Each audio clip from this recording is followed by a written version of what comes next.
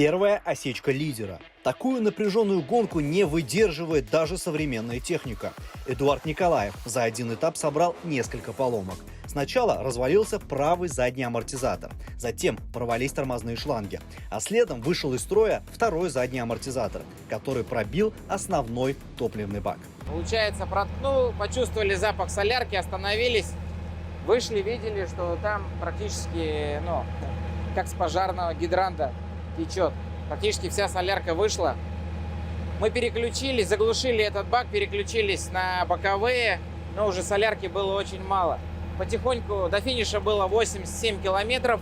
На выручку пришли партнеры по команде Сергей Куприянов и Андрей Каргинов, поделившиеся соляркой. Этого топлива Николаеву хватило для завершения спецучастка. Механики постарались. К утру следующего этапа КАМАЗ будет готов выйти на старт.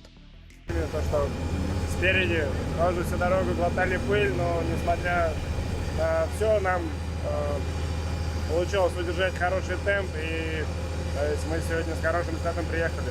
Первым к финишу приехал экипаж Дмитрия Сотникова. Теперь он безоговорочный лидер общего зачета грузовиков.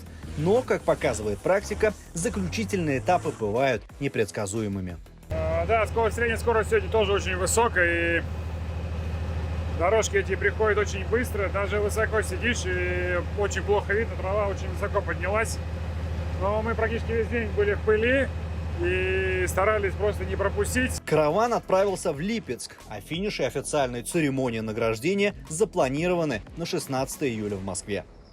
Алмаз Гафиятов, ТНВ, Волгоград. Закажи рекламу на ТНВ. Телефон в Казани 5 705 100.